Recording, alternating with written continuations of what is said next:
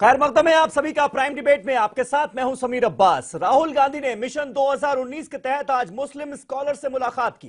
Professor, नामचीन doctors, NGO चलाने वालों से लेकर फिल्म फैटर्निटी से जुड़े तकरीबन 20 लोगों को बुलाया गया।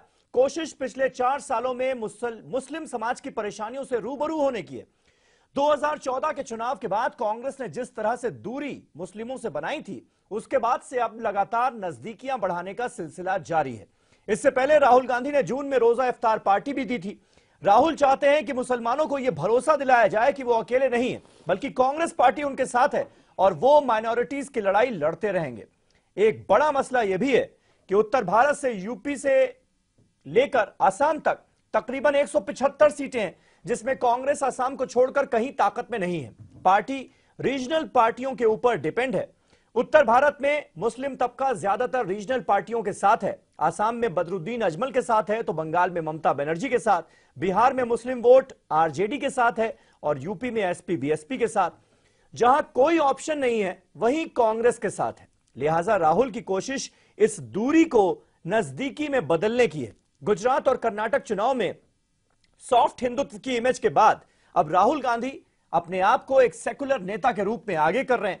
लेकिन क्या ऐसी मुलाकातों से मुसलमानों का भरोसा कांग्रेस के लिए बढ़ेगा? आसान होगी कांग्रेस के लिए 2019 की राह? इसी पर होगी आज बात अपने तमाम खास मेहमानों से। लेकिन पहले ये रिपोर्ट। राहुल और मुस्लिम स्कॉलर्स की मुलाकात। 2019 से पहले कांग्रेस को फिर आई मुसलमानों की याद।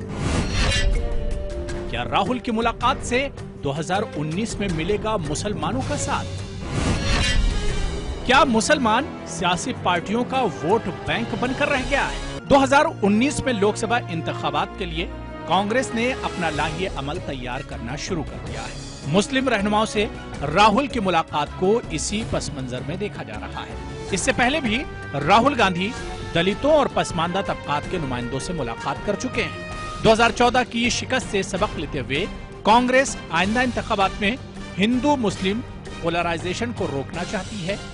वहीं कांग्रेस पार्टी अब मजहबी मुस्लिम चेहरों से भी दूर रहना चाहती है। इसके लिए राहुल गांधी ने उन मुस्लिम चेहरों का इंतखाब किया है जो मुस्लिम दानिशवरान और स्कॉलर्स की फहरिस्त में शुमार किए जाते हैं। साल 2018 के आखिर में मध्य प्रदेश, छत्तीसगढ़ और राजस्थान जैसी 3 अहम रियासतों के इंतखाब हुए। ऐसे में लिबरल और स्कॉलर मुस्लिम चेहरों के साथ राहुल की मुलाकात पर मुल्क भर के मुस्लिम तबके की निगाहें टिकी हुई हैं। मुस्लिम तबके का कहना है कि 2019 से पहले कांग्रेस को फिर मुसलमानों की याद आ गई है।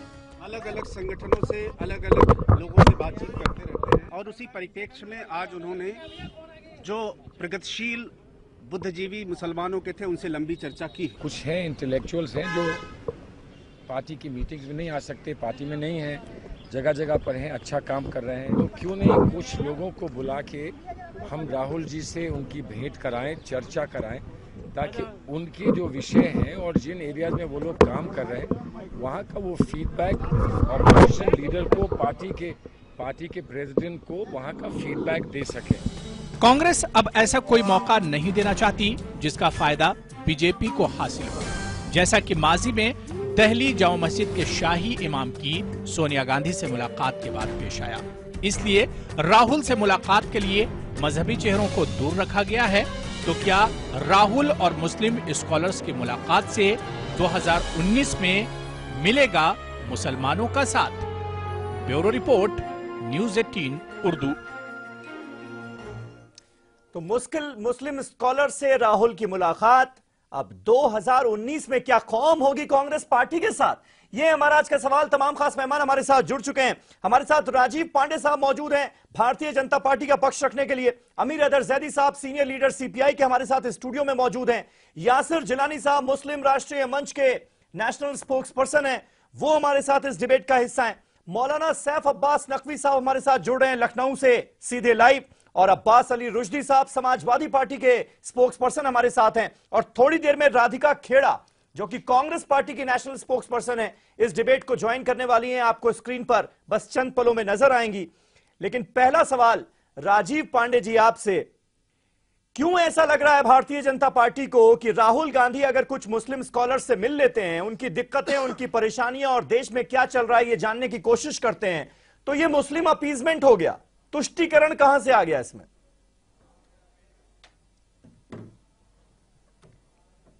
देखिए, ये कांग्रेस का कॉमनल एजेंडा है। इंटेलेक्चुअल सेल हर पार्टी के पास है, लेकिन Muslim intellectual, Hindu intellectual, Sikh intellectual, Christian intellectual, ये जो है ना, कांग्रेस पार्टी बिना कॉमनलिज्म के आज तक कोई चुनाव जीती ही नहीं 71 के बाद। मैं आपको हर चुनाव में बता सकता हूं उन्होंने क्या किया। राहुल गांधी, अच्छा, मतलब कम्युनल पार्टी होने का आरोप आपके ऊपर कांग्रेस लगाती है, आप उन्हीं को कम्युनल कह रहे हैं अब? एक मिनट सुन लीजिए समीर भाई, only 1 minute, let me complete my opening remarks. 89 में जब सुप्रीम कोर्ट ने इतना बड़ा जजमेंट दिया हमारी मुस्लिम बहनों माताओं को, तो उसको उन्होंने डस्टबिन में फेंक दिया मुस्लिम मौलानाओं को खुश करने के लिए। अभी क्या है कि ये दिखाने के लिए इंटेलेक्चुअल से मिलते हैं, इनकी पूरी, आप इंटेलेक्चुअल से मिलिए। ये मुसलमान इंटेलेक्चुअल क्या हो गया, हिंदू इंटेलेक्चुअल क्या है, क्रिश्चियन, ये जो कांग्रेस की जो नीति रही है, कांग्रेस का जो बेस है, वो चाहते हैं कि कम से कम 15% जो मुसलमान है हिंदुस्तान में, जो उसको हम पहले मजबूत करें, और फिर इधर उधर कैम्ब्रिज एनालिटिका को इस्तेमाल करके कास्ट की लड़ाई करवा करके हम चुनाव में सत्ता में वापस आ जाएं। देखिए, ये सब कुछ होने वाला नहीं है। मुसलमान में जो जिहादी तत्व नहीं है वो भारतीय जनता पार्टी के साथ है, और जो बचा हुआ तत्व है वो कांग्रेस के साथ जाएंगे। अच्छी बात है, कांग्रेस जिहादी। अच्छा, मतलब कांग्रेस के जो वोटर मुसलमान है उनको जिहादी कह देंगे आप राजीव भाई? उनको सद्बुद्धि मिले, ये नाइंसाफी नहीं होगी क्या? नहीं, मैं कह रहा हूं, देखिए, दो तरीके की बात है। देखिए, जो मुसलमान बनकर के किसी पार्टी के साथ जुड़ रहा है, मैं उसको सही नहीं मानता। हर पार्टी में भारतीय बनकर के लोग जुड़े। भारतीय जनता पार्टी में भी हमारे मुस्लिम भाई है। हमारे बहनों के लिए, माताओं के लिए सबसे बड़ा काम आदरणीय मोदी जी ने किया है। सुप्रीम कोर्ट ने ट्रिपल तलाक, अभी तक कहां थी कांग्रेस पार्टी? साहबानो, जजमेंट में कॉन्स्टिट्यूशन बेंच के जजमेंट नहीं, आप कह रहे हैं कि भारतीय बन के जुड़े हैं, लेकिन आप ही की पार्टी कहती है राजीव भाई, आप ही की पार्टी कहती है, बहुत अच्छी बात आपने कही कि हर पार्टी में लोग भारतीय बनकर जुड़े, क्योंकि हम सब हिंदुस्तानी हैं, इससे बड़ा तो कोई मजहब हो नहीं सकता, और ये सबसे पहले हम भारतीय हैं, उसके बाद हिंदू या मुसलमान हैं। लेकिन आपकी पार्टी कहती है भाई मुसलमानों को हम टिकट नहीं देंगे क्योंकि मुसलमान कैंडिडेट जीत कर नहीं आता। तो ये हिंदू मुसलमान तो दोनों तरफ से हो रहा है ना? फिर ये बिल्कुल गलत है। देखिए, नहीं समीर भाई, आप जब तक पार्टी में, किसी भी पार्टी में आप जुड़ते हैं, उसके बाद धीरे धीरे आप ऊपर जाते हैं और फिर जाकर के आपको टिकट मिलता है। कैसे कह रहे हैं, श्रीनगर में हमने टिकट नहीं दिया क्या? हमने श्रीनगर में दिया ना सारे जगहों पे टिकट। ऐसा नहीं, श्रीनगर में तो मजबूरी थी ना आपकी। मैं इसको नहीं मानता। जहां पर विनेबिलिटी फैक्टर, नहीं, फिर आप मजबूरी बता रहे हैं। विनेबिलिटी फैक्टर सबसे बड़ा है। क्या गोवा में हमने क्रिश्चियन भाइयों को टिकट नहीं दिया? क्या हमने मेघालय में नहीं दिया? क्या हमने अरुणाचल में नहीं दिया? आपको मैं लिस्ट दे सकता हूं, प्लीज इस पर मत जाइए। देखिए, जहां विनेबिलिटी फैक्टर है, जहां विनेबिलिटी फैक्टर है वहां हम देते हैं चुनाव। जहां नहीं है, फाइनली इलेक्शन लड़ती है पार्टियां चुनाव जीतने के लिए। मेरा कहना है, कांग्रेस की इस तरह की जो राजनीति है, हिंदू, मुसलमान, सिख, क्रिश्चियन, इन्होंने पहले कश्मीर जलाया, फिर पंजाब जलाया, असम में ठीक है राजीव, ठीक है। अब्बास अली ज़ैदी साहब समाजवादी पार्टी से हमारे साथ हैं।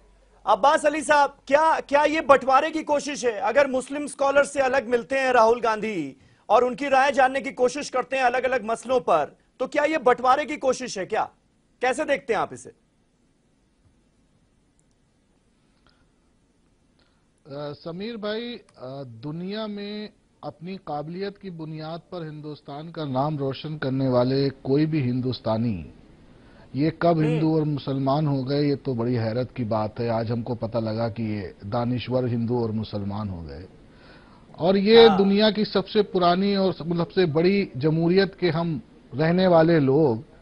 ये बड़े अफसोस की बात है कि आज एक नाकाम हुकूमत जो 4 साल से लगातार इस मुल्क पे राज कर रही है, वो नाकाम हुकूमत के नुमाइंदे आज असल मुद्दों से बातों को हटा करके फिर एक बार जिन बुनियादों पर गुमराह करके हुकूमत हासिल की थी, आज उन्हीं तरफ ये धकेलना चाहते हैं। लेकिन इनको मैं ये बता देना चाहता कि हिंदुस्तान के लोग समझ चुके हैं कि आपकी कथनी और करनी में बहुत फर्क है।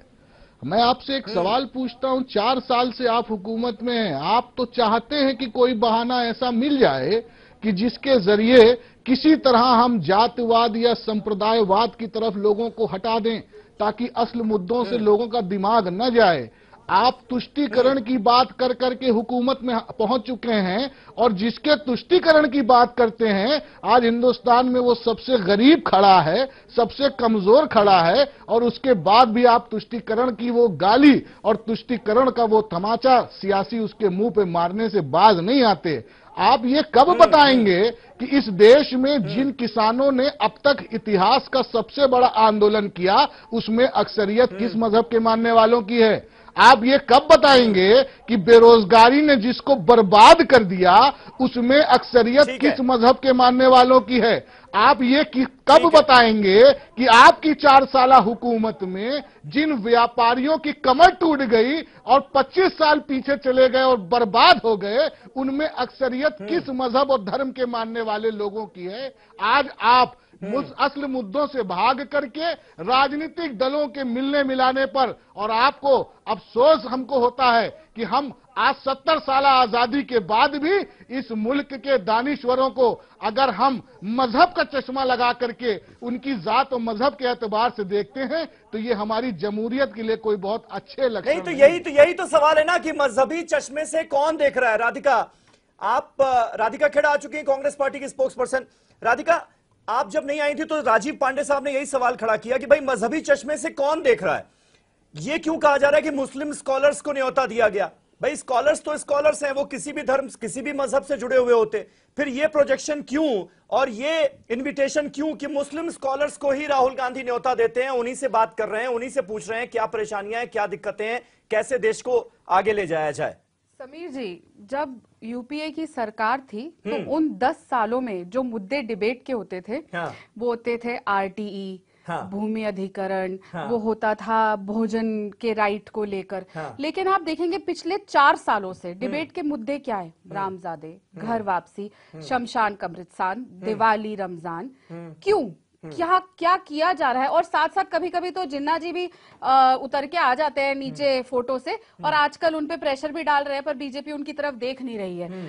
सवाल ये है कि क्योंकि ये सरकार, चाहे वो 2 करोड़ नौकरियां हो, चाहे वो महिला सुरक्षा हो, चाहे वो 80 करोड़ किसानों की आवाज हो, चाहे उन बलात्कारियों का साथ देना हो जो इनकी सरकार जो साथ देती है, चाहे गिरिराज सिंह जी जो इनके मंत्री हैं वो जाके किस तरीके से जेल में लोगों को मिलके आते हैं, जिन लोगों से मिलके आते हैं जो दंगे अक्यूज्ड हैं, बिल्कुल, और उनके खुद के मंत्री जयंत सिन्हा जी जिनके पिता ने खुद कह दिया कि मैं अशेम्ड हूं कि वो मेरे बेटे हैं, और जाके मॉब लिंचिंग अक्यूज को जाके माला पहनाते हैं। ये वही सरकार है ये जिसके प्रधानमंत्री ने जब ओथ लिया था तो उन्होंने जब पहला अपना कैबिनेट की ओथ करवाई थी तो एक रेप अक्यूज को उसमें कैबिनेट में लिया था।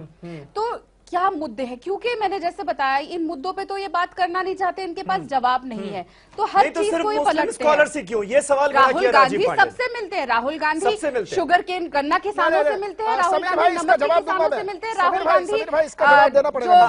गांधी बच्चों से मिलते हैं, राहुल गांधी महिलाओं से मिलते हैं, किसानों से सबसे मिलते हैं, मजदूरों से मिलते हैं, अनऑर्गेनाइज्ड वर्कर सेक्शन के लोगों से मिलते हैं, ऑटो वालों से मिलते हैं, वो सबसे मिलते हैं, बच्चों से मिलते हैं, स्कूल में कॉलेज में सबसे मिलते हैं। हम ऐसे लोग नहीं हैं जो किसी से नहीं मिलते, हमारे लिए सब एक है। कांग्रेस पार्टी सब धर्मों को, सब जातियों को एक मानती है।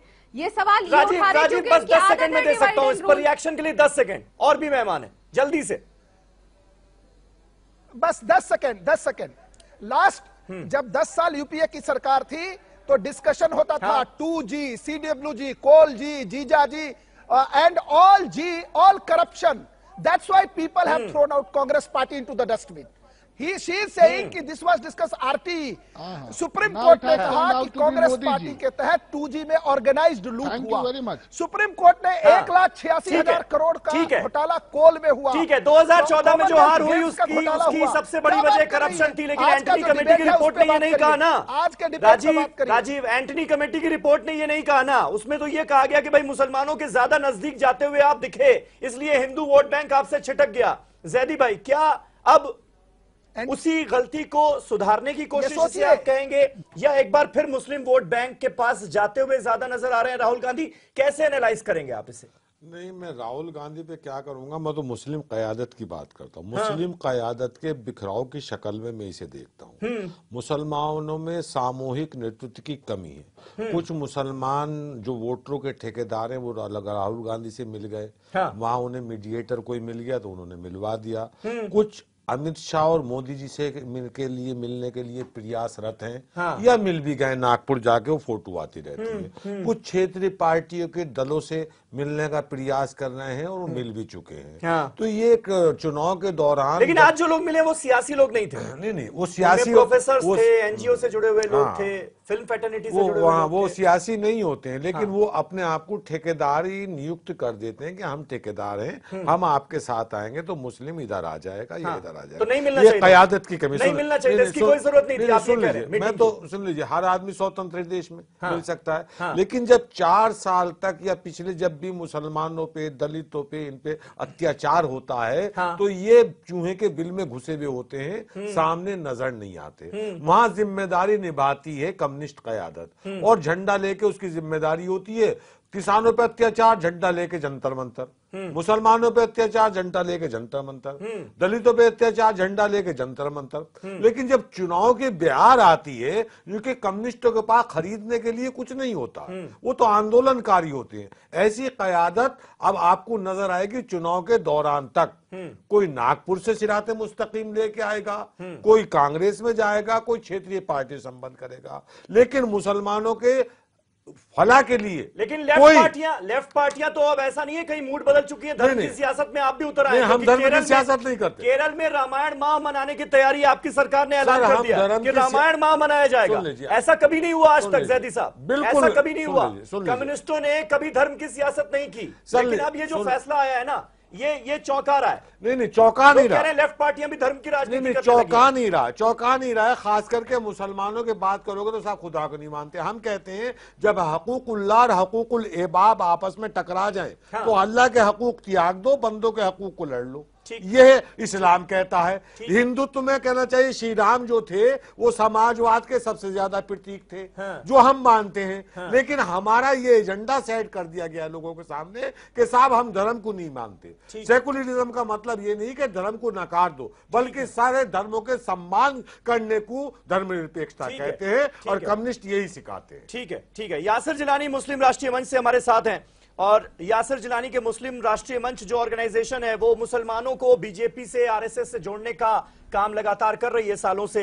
यासिर, लेकिन मेरा एक सवाल आपसे है, वो सवाल ये है कि जब देश में लोग ये देखेंगे कि सेंट्रल गवर्नमेंट का एक मिनिस्टर मॉब लिंचिंग के कन्विक्टेड लोगों को बाकायदा फूल मालाएं चढ़ा रहा है, फूल मालाएं पहना रहा है, उन्हें लड्डू खिलाकर उनका स्वागत कर रहा है मानो कोई वो जंग जीत कर आए हो। और ये सारे वो लोग हैं जो अलीमुद्दीन अंसारी नाम के शख्स की, जिसको गाय का मीट रखने के शक में पीट पीट कर मार डाला गया, उसकी हत्या के आरोपी थे। लोअर कोर्ट ने इन्हें कन्विक्ट किया, और उसके बाद झारखंड हाई कोर्ट से जब जमानत मिलती है तो जयंत सिन्हा साहब फूल मालाएं पहनाते हैं, उन्हें लड्डू खिलाते हैं। दूसरे जो केंद्र सरकार के मंत्री हैं गिरिराज सिंह, वो दंगे के आरोपियों से मिलने चले जाते हैं। तो मैसेज क्या जा रहा है? और जाहिर है जो सवालात लोगों के जहन में खड़े हो रहे हैं वो कहीं तो जाकर अपनी बात रखेंगे, और अगर एक ऑपोजिशन लीडर के पास जाकर वो सारी बातों को डिस्कस करते हैं कि भाई देश में ये चीजें नहीं होनी चाहिए, क्या होना चाहिए क्या नहीं होना चाहिए, तो इसमें क्या गलत है?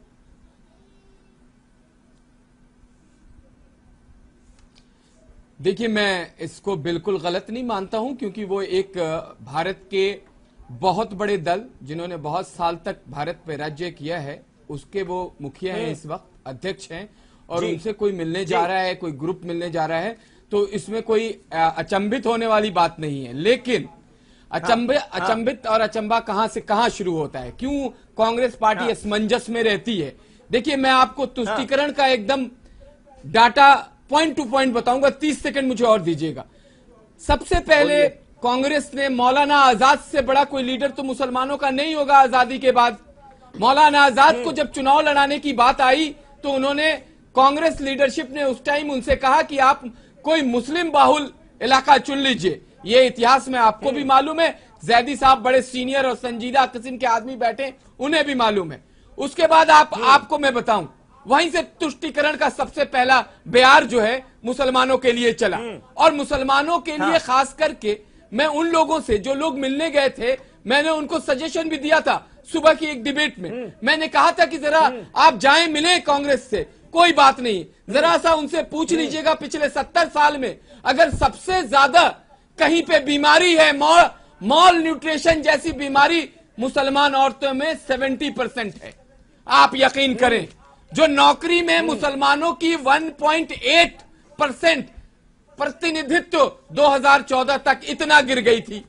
आप जो एमएसडीपी में 90 जिले जो मुस्लिम बहुल हैं, उसमें यूपीए सरकार की रिपोर्ट है वो बिल्कुल यूपीए 2 फेल रही। सच्चर कमेटी और रंगनाथ मिश्रा कमेटी का क्या हुआ ये मैं और आप जानते हैं। शाहबानों से सायरा बानो तक, शाहबानों का आप किस तरीके से जो 60 रुपए के सुन लीजिए, आप मेरे को 30 सेकंड दीजिए। ये सारे सवाल अब आपके सामने मुंह बाए सुन लीजिए, ये क्यों नहीं तो सवाल तो बहुत गिना रहे हैं आप। नहीं तो हम ये सरकार उन सवालों का जवाब देने के लिए ये सरकार बिल्कुल दे रही है और आगे भी देगी। नहीं देगी तो आपको लगता है कि जो यहाँ की जनता है वो भी देख रही है, वो भी सवालों के जवाब चाहती है। मेरा सिर्फ कांग्रेस के साथ यही कहना है, कांग्रेस के लोगों से, कि आपने मुसलमानों के लिए एजुकेशन के ऊपर आप ये जो हमारे रिलीजियस लीडर हैं, जो हमारे एनजीओ के लोग गए हैं, जिनका कोई भी सामाजिक स्तर पे अपनी कोई पकड़ नहीं है, उन्होंने क्यों नहीं राहुल गांधी से पूछा कि 70 साल में 55 साल आपके पास हुकूमत रही है, आपने एक मुसलमानों को कितने इदारे दे दिए ईमानदारी से। एजुकेशन का स्तर 92.5% ड्रॉप आउट मुस्लिम लड़कियों का है। फर्जी मदरसों का रेट 70% यूपीए सरकार 2014 तक रहा है। तो ये सारी चीजें, लेकिन ये सारी चीजों पे अगर चर्चा करी है, मुसलमान नहीं, लेकिन ये सारी चीजों पे चर्चा अगर करी है, मौलाना साहब अब्बास साहब, इस तरह की मीटिंग से क्या कुछ हालात बेहतर होंगे, कुछ सुनवाई होगी और मुसलमानों की जो परेशानियां हैं, दिक्कतें हैं, उनको सुना जाएगा, उनका हल निकलेगा? कुछ उम्मीद जगती है आपको?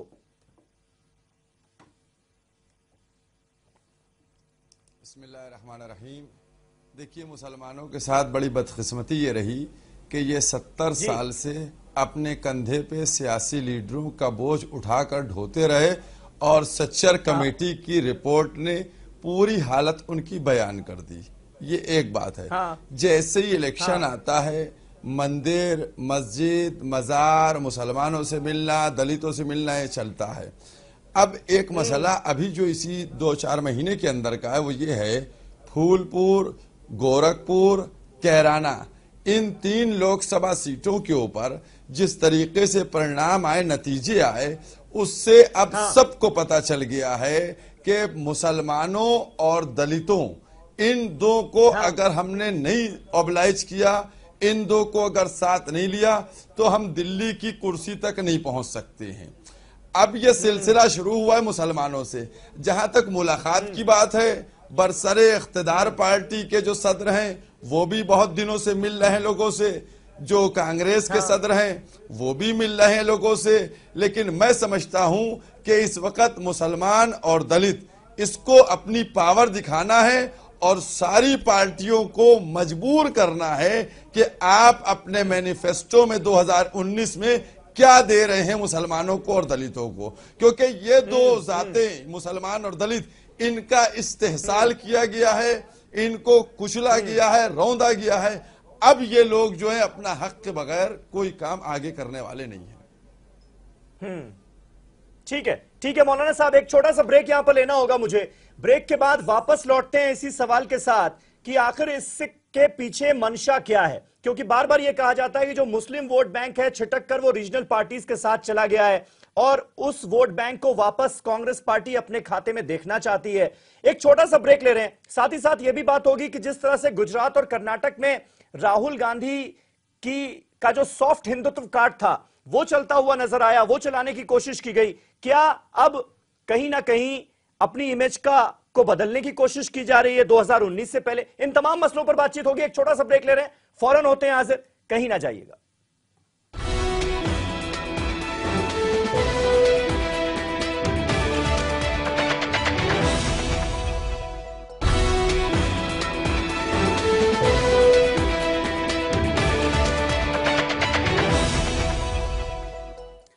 राहुल गांधी से हुई है मुस्लिम स्कॉलर्स की मुलाकात। 2019 की राह क्या आसान होगी कांग्रेस पार्टी के लिए और कौम किसका साथ देगी, ये है बड़ा सवाल। तमाम खास मेहमान हमारे साथ बने हुए हैं। राधिका खेड़ा कांग्रेस पार्टी से हमारे साथ मौजूद है। राधिका, 2014 में कांग्रेस की करारी हार के बाद एंटनी कमेटी की जो रिपोर्ट आई थी, जिसका मैंने पहले जिक्र किया, उसमें था तो यही कि मुसलमानों के ज्यादा करीब कांग्रेस पार्टी नजर आई, जिससे हिंदू वोट बैंक छिटक गया। क्या वजह है कि एंटनी कमेटी की रिपोर्ट पर कर्नाटक और गुजरात में राहुल गांधी अमल करते हुए नजर तो आते हैं, वो सॉफ्ट हिंदुत्व की तरफ जाते हुए नजर आते हैं, उसके बाद अब जो राह है वो अलग थोड़ी नजर आ रही है?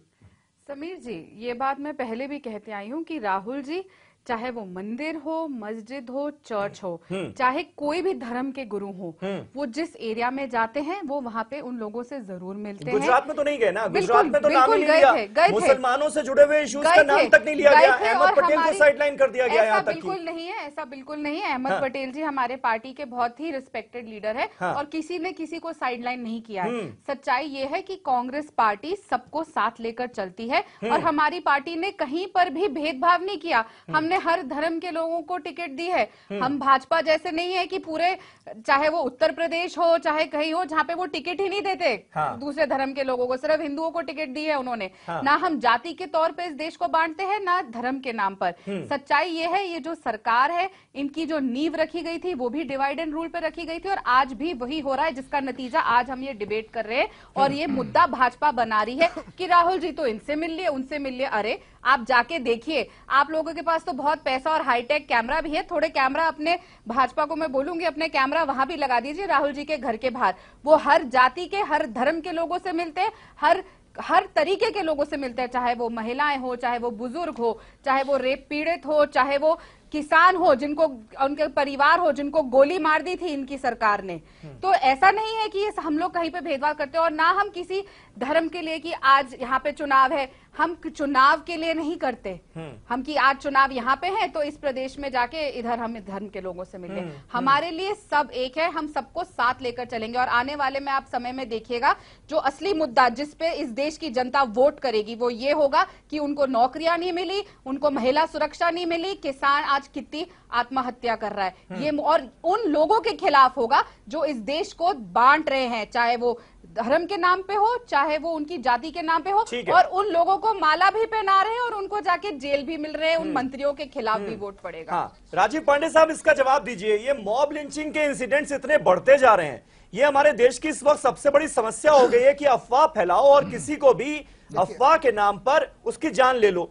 ऐसे वक्त में मॉब लिंचिंग के जो कन्विक्टेड लोग हैं उनको माला पहनाना, उनको लड्डू खिलाना, और उस पहले तो वो डिनायल मोड में आ गए कि नहीं हमने कुछ गलत किया ही नहीं। अब जब इतना बवाल मचा तब उन्होंने क्या कहा है, मैं उस स्टेटमेंट को, एक लाइन का स्टेटमेंट है, पढ़ देता हूं आपके लिए कि अगर मॉब लिंचिंग के आरोपियों को माला पहनाने से गलत इंप्रेशन गया है तो मैं इसके लिए खेद जताता हूं। मतलब अभी भी अगर लगा हुआ है कि गलत इंप्रेशन गया, मतलब आप लोग अभी भी मानने के लिए नहीं तैयार हैं कि इससे गलत इंप्रेशन गया देश में। समीर भाई, पहले मैं कांग्रेस स्पोक्स पर्सन जी के सवाल का जवाब देता हूं, फिर आपके मॉब लिंचिंग के विषय पर आऊंगा। उन्होंने कहा कि ये हम लड़ेंगे कि नौकरियों पर, हम लड़ेंगे फार्मर्स डिस्ट्रेस पे, तो नौकरियां केवल मुसलमानों को इंटेलेक्चुअल से मिलने से बढ़ेगी, या आप आंदोलन चलाइए कि नौकरी नहीं मिली, आप आंदोलन चलाइए कि फार्मर्स के साथ क्या हो रहा है।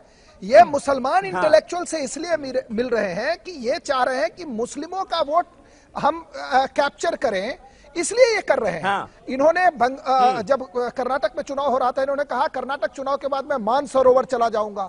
He is such A fake person, झूठ बोलते हैं वो। गुजरात में उन्होंने बोला अगर आपको चुनाव नौकरियों और किसानों के मुद्दे पर लड़ना है तो मानसरोवर की यात्रा क्या करने आ गई थी कर्नाटक चुनाव में।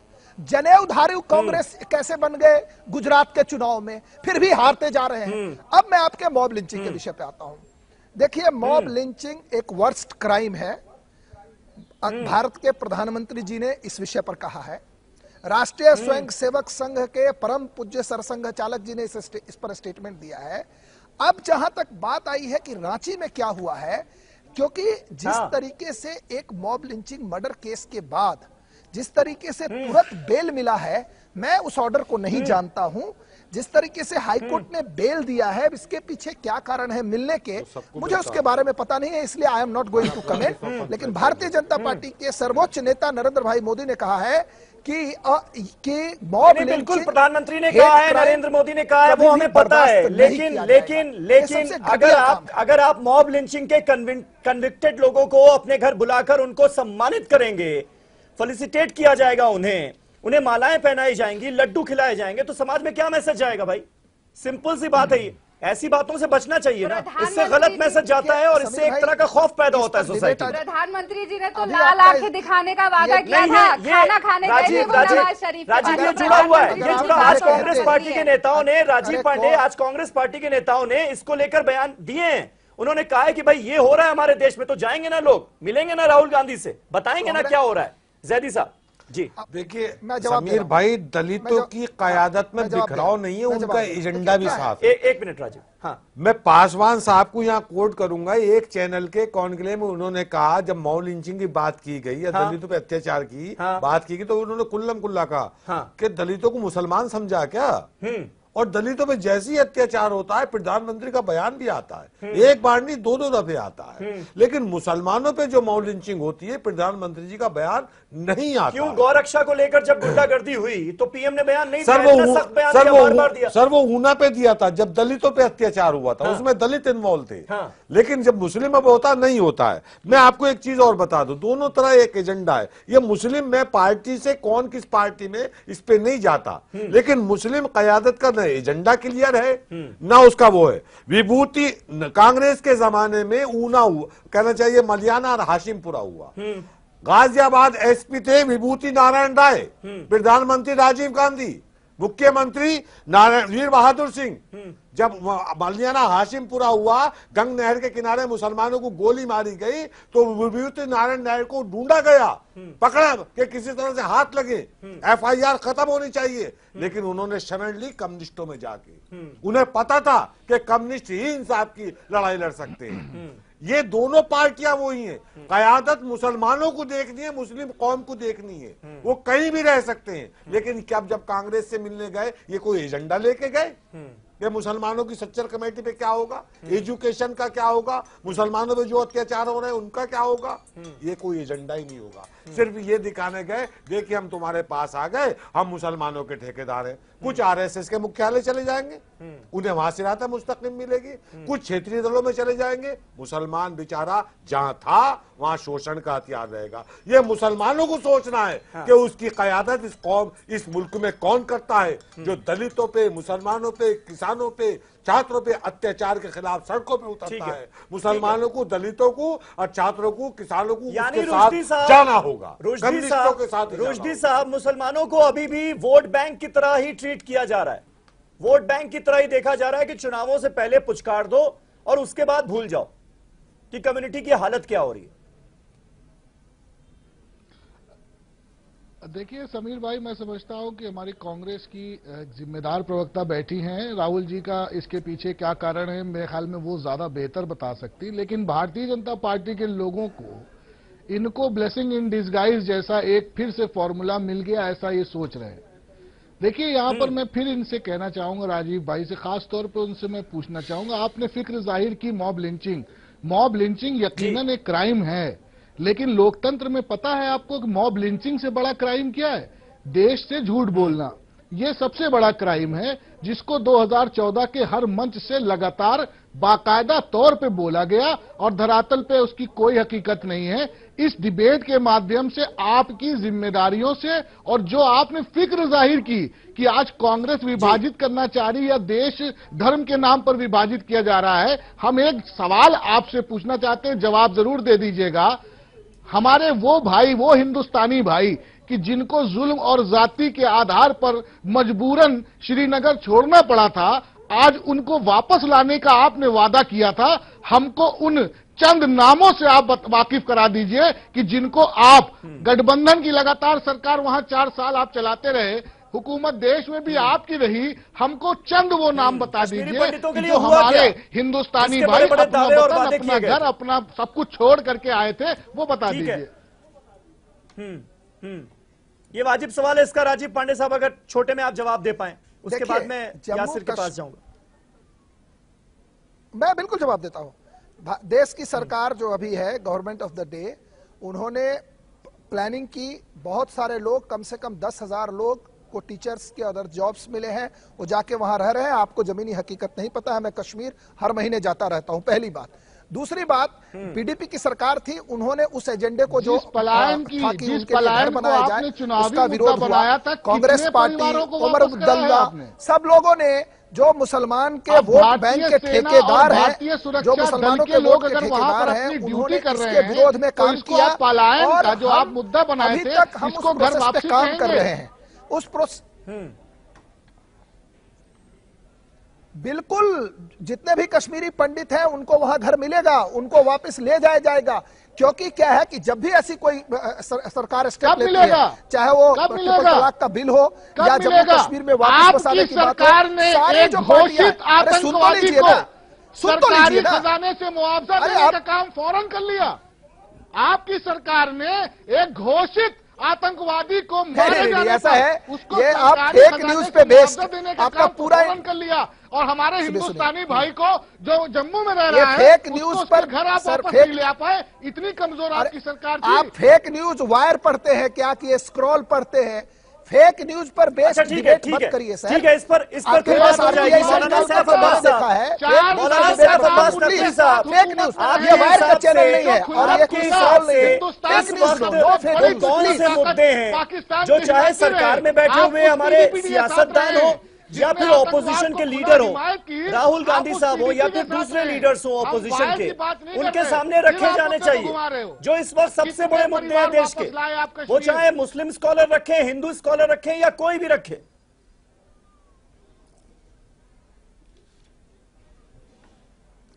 सबीर भाई, मैं एक बात बताता हूं, जिस तरीके से मुसलमानों का उपयोग किया है कांग्रेस मौलाना सैफ अब्बास से सवाल था, उनको गरीब बना के रखा, उनको अनएजुकेटेड बना करके रखा, उनको बच्चा पैदा करने की मशीन बना करके रखा, ये इस सब का परिणाम है। उनको आपने पढ़ने नहीं दिया, महिलाओं को हक नहीं दिया, महिलाओं को बराबरी नहीं दी कांग्रेस पार्टी ने। आज महिलाएं अगर शिक्षित होती तो वो बच्चा पैदा करने की मशीन नहीं होती, जिसकी वजह से शिक्षा है, जिसकी वजह से पॉपुलेशन है, पढ़ने को पैसा नहीं है, खाने को पैसा नहीं, बीमारी, ये सब कांग्रेस की है। ठीक है राजीव भाई, हो गया प्रदेश में आपकी सरकार रहते हुए जिस तरीके से महिलाओं पे मौलाना सैफ अब्बास साहब, आपसे सवाल था, आपका जवाब चाहिए। देश में रहने वाली हर बहन बेटी हिंदुस्तानी है, उसको आप धर्म न बांटिए। क्या सवाल है? सवाल मैंने नहीं सुना।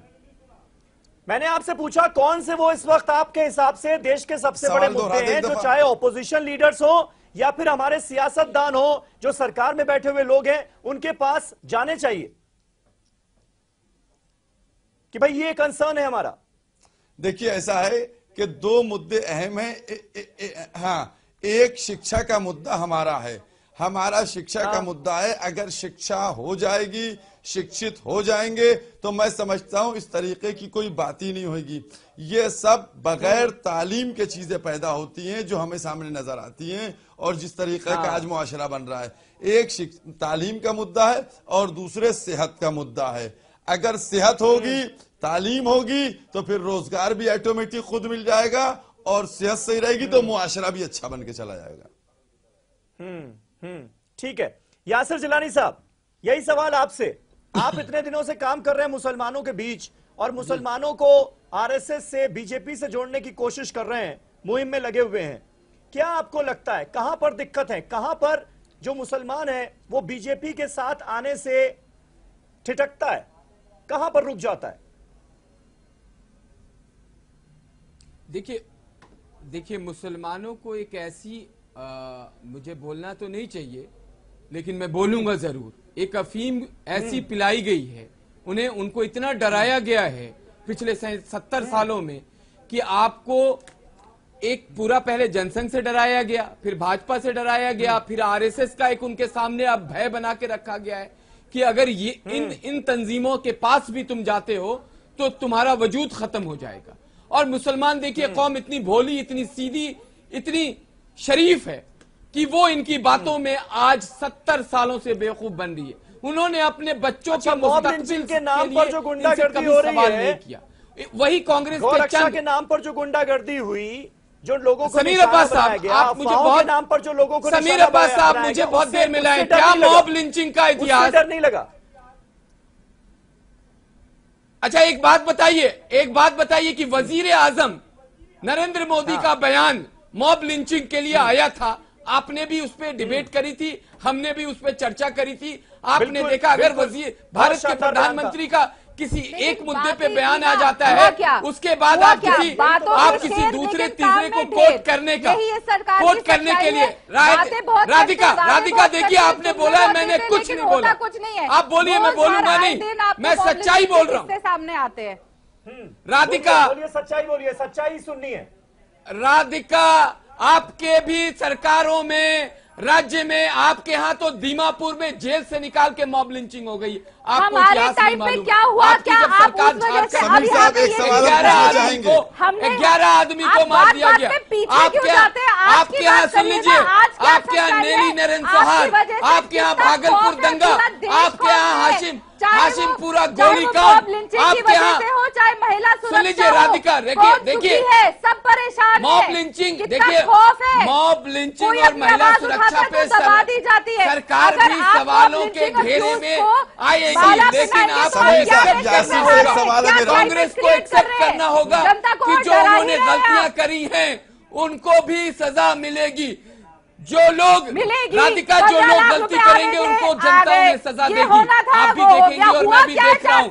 लेकिन अरे देखिए, ये आप सोशल मीडिया पे मत आइए, आप सीनियर प्रवक्ता हैं कांग्रेस की, बहुत अच्छी बात करती हैं आप। अगर कभी भी अर्थव्यवस्था पे अगर चर्चा करनी हो, अलग से डिबेट समीर अब्बास साहब कर लेंगे, चर्चा कर ली जाएगी। अभी बात हो रही है कि जो आप चुपके मुसलमानों से मिल रहे थे, उसमें आपका जो मंशा है उसको क्लियर कीजिए।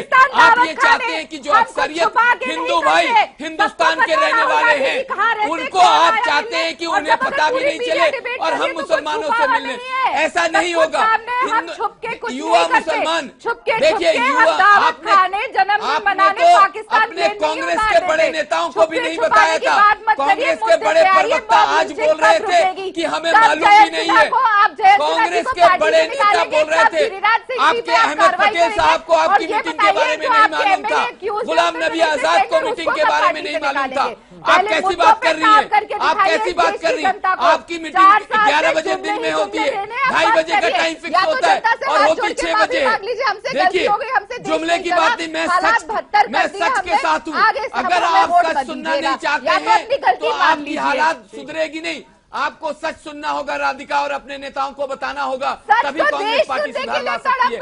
कांग्रेस ने जिस तरीके से अपीसमेंट किया है, मुसलमान बख्शने वाला नहीं है। माइनॉरिटी के साथ हमेशा से अपीसमेंट कराओ, क्योंकि देखिए ना, चाहे वो 84 का दंगा हो। आज की जो जनरेशन है, आज का जो वोटर, उसको बहुत पुरानी बातों से वास्ता नहीं है कि 1983 में क्या हुआ, 1970 में क्या हुआ, अभी पिछले 4 साल में क्या हुआ है ना, इस पर बात होनी चाहिए। हूँ कि आज की पुरानी बातों पर हमें नहीं जाना है। बिल्कुल, आपने जो सवाल मुझसे किया मॉब लिंचिंग के लिए, मैंने समीर साहब, मैं यासिर साहब से सवाल पूछना चाहता हूं। छोटे मोटे और भी इंसिडेंट हो रही है और उसमें अगर कोई पॉलिटिकल लीडर इन्वॉल्व है तो उसको भुगतना पड़ेगा। अगर वो गलत कर रहा है, गलत मैसेज भारत को देगा, तो पब्लिक सब देख रही है, पब्लिक उसको संज्ञान में लेगी और चुनाव का समय बहुत कम रह गया है। राधिका जी संभालिए, अब ये जो छोटा इंसिडेंट बताया जा रहा है कि भाई एक आध नेता किसी से मिल लिया, इससे कुछ, ये आपको लगता है कि ये सोसाइटी में बहुत बड़ा मैसेज दे जाता है? नहीं, ये छोटा इंसिडेंट नहीं, आप फिर पूरे परिप्रेक्ष्य को देखिए, कैनवस को देखिए। अगर मुसलमान को कोई अपराधी या किसी और को फॉलो करे तो वो आतंकवादी है, और इन्हें अगर ये आतंकवादी को फॉलो करें तो ये आतंकवादी नहीं है। मैं एक बड़े उससे कहता हूं, बजरंग दल, वीएचपी, श्री राम सेना, सनातन संस्था को सीआईए आतंकवादी संगठन घोषित करता है, लेकिन क्या कांग्रेस, क्या अन्य धर्मनिरपेक्ष दल कोई ये आवाज उठाता है कि इन्हें प्रतिबंध किया जाए, गैर कानूनी करार दिया जाए? एक ही आवाज नहीं आएगी। लेकिन अगर इन संगठनों में कोई मुस्लिम संगठन होता, सबकी आवाज एक लक आ जाती। लेकिन भीमसेना के ऊपर कोशिश की थी इन्होंने, इनकी औकात हुई, पासवान का वो जुमला फिर याद आ जाता है। इनकी औकात है दलितों के ऊपर हाथ डालने की। ठीक है, ये मुसलमान समझा है।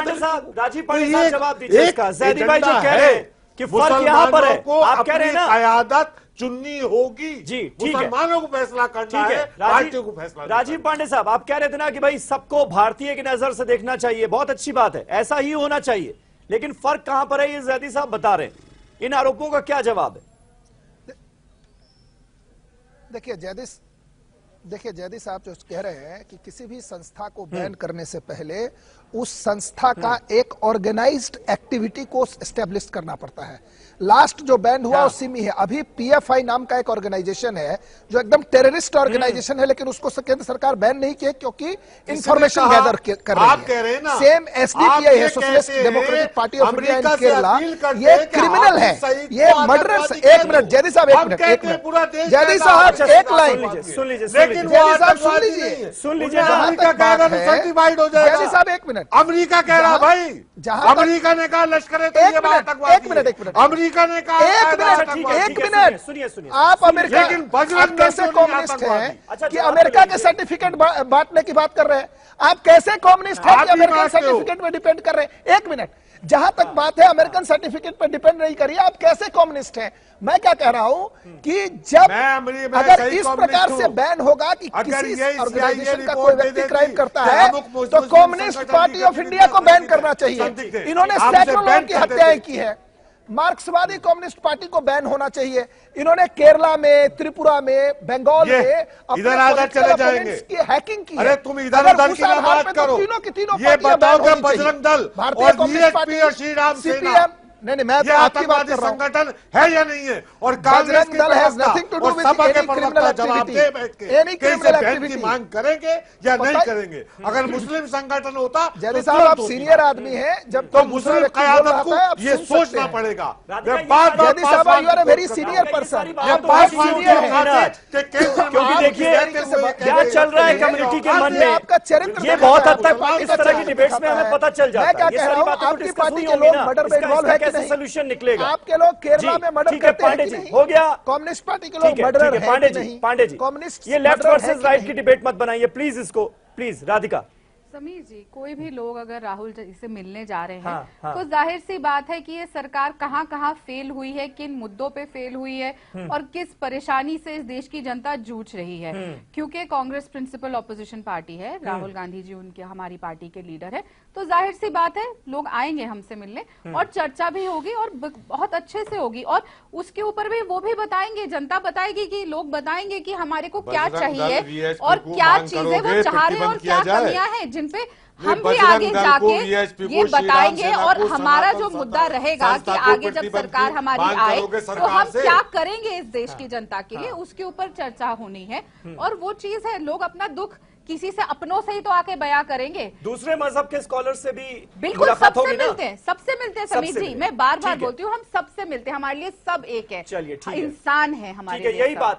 यही बात सबसे बड़ी है कि सब इंसान है और इंसानियत पर बात होनी चाहिए। हिंदू मुसलमान पर बात हम बहुत कुछ सुन चुके हैं, अब ये सिलसिला खत्म होना चाहिए, क्योंकि दरअसल आम लोगों को और इस देश का जो बहुत बुद्धिमान वोटर है उसको अब इन सारी बातों से कोई वास्ता रह नहीं गया। आपने डेवलपमेंट कितना किया है, कौन से वादे आप करके आए थे सरकार में और कौन से आपने वादे पूरे किए, इन सारी बातों पर अल्टीमेटली वोटिंग होनी है।